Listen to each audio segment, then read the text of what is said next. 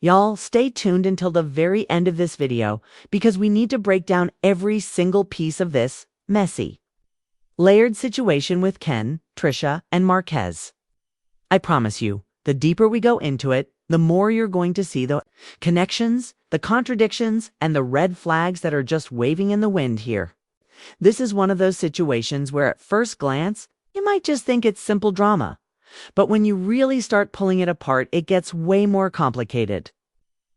This is not just he said, she said. This is about timing, boundaries. Pride, hurt, and the wounds people don't want to admit are still bleeding. So let's start from the top. Everybody had so much energy for coleslaw when she was messing around with Martell. Holt, while Martell was still married to Melody Shari, we all remember how that situation was dragged from every angle, how wrong it was, how messy it was, and how it was disrespectful to Mel. People still talk about it because it hit a nerve with fans and viewers. But now here we are, looking at Ken, and we have to keep the same energy. Because the truth is, Ken started dating Trisha while she was still a married woman. Yes, she might have been separated from Marquez, but separated is not divorced, period. And this is not just about a legal status, it's about the emotional reality of a situation. You can be separated on paper, but still entangled in 100 different ways. The legal papers weren't signed, the marriage was not officially over, and there were still emotional ties and shared responsibilities, especially because they have kids together. That's where this gets even messier, because when you add children into a broken marriage, the feelings, the frustrations, and the co-parenting challenges don't just disappear. They become even more intense. Every disagreement gets louder. Every boundary feels more violated, and every third party feels like an invader, no matter how well-meaning they are. Now, when Ken first came into the picture, a lot of people probably thought he was stepping up and being this solid partner to Trisha, especially since Marquez wasn't living in the house. Ken looked like the good guy. He was present, he was supportive, and to the outside world, he was taking care of business. But as the episodes have aired, more people are starting to notice that Ken has a habit of antagonizing Marquez.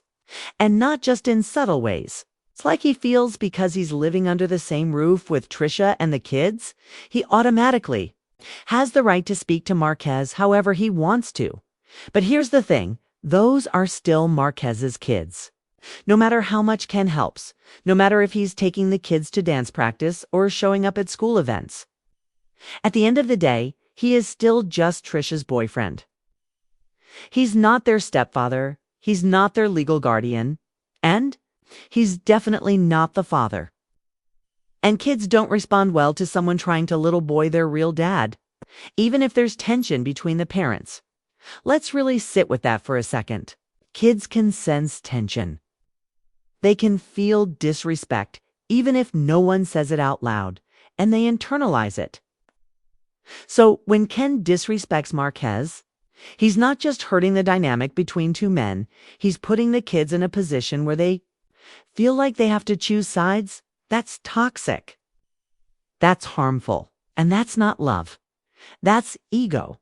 What's making this situation even more heated is that Ken sometimes throws his contributions in Marquez's face. Like, oh, I take your daughter to her recital, or you only gave $500. That's nothing.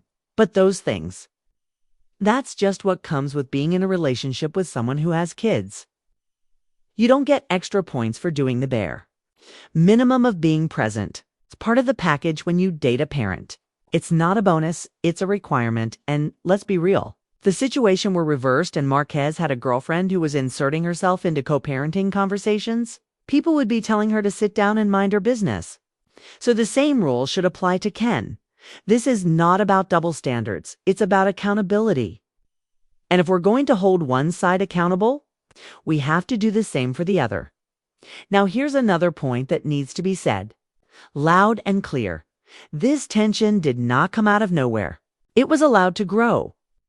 And honestly, I think a lot of this wouldn't even be happening if Trisha had drawn clear boundaries from the beginning.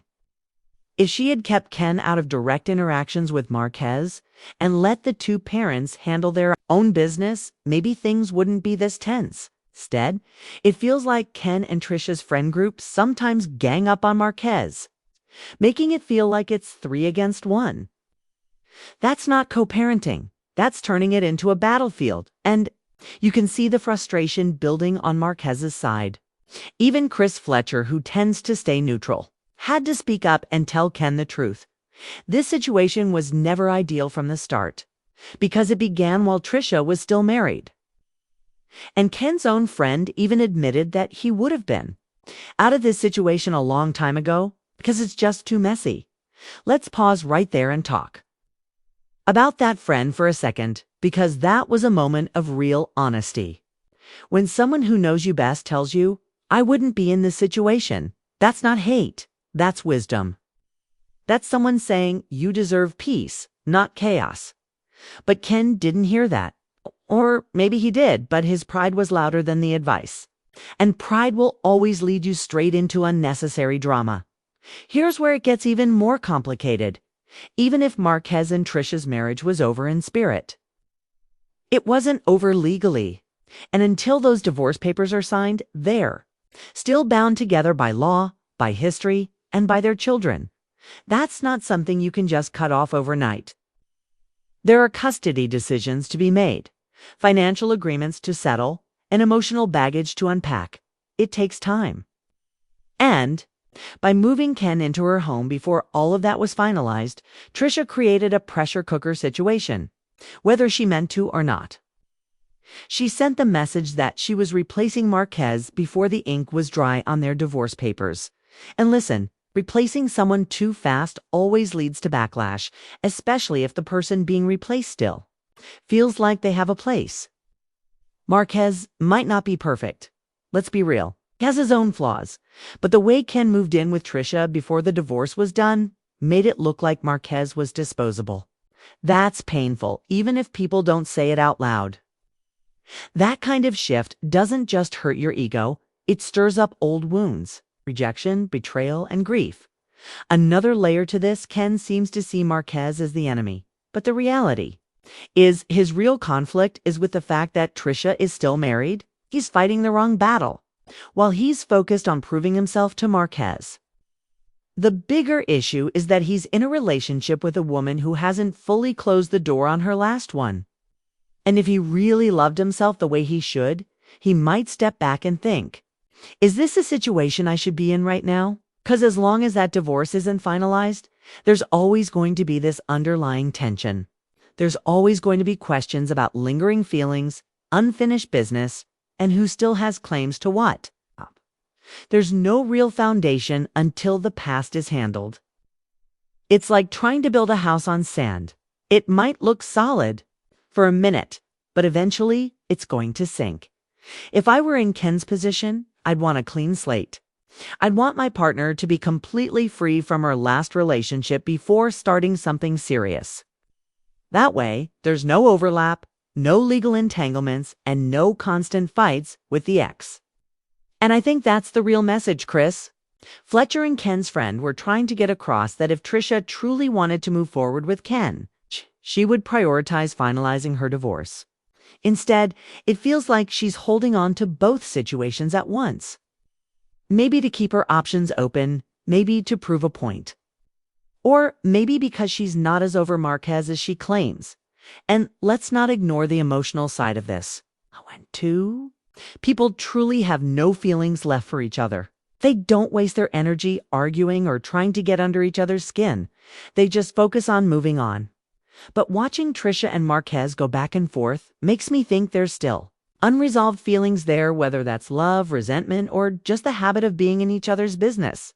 Ken might think he's defending Trisha, but he's actually getting pulled into an emotional tug-of-war that was going on long before he arrived.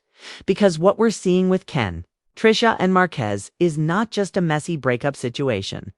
It's a textbook example of emotional overlap. And emotional overlap is dangerous. It's when someone starts building a new relationship without fully healing from or closing the last one. And that's what's happening here. Let's be real. Trisha may have been physically separated from Marquez, but emotionally, she was still in it. The way she argued with him, The way she got so activated by his every move? The way she let Ken jump into arguments that were really about her? Unresolved feelings that all screams unfinished business. And if you've ever been in a relationship like this, or even watched it unfold in real life, then you know emotional overlap creates confusion, hurt, and blurred lines. People end up reacting to their new partner based on pain caused by the old one. They project, they lash out, they compare. And worst of all, they use their new partner as a weapon to hurt the old one.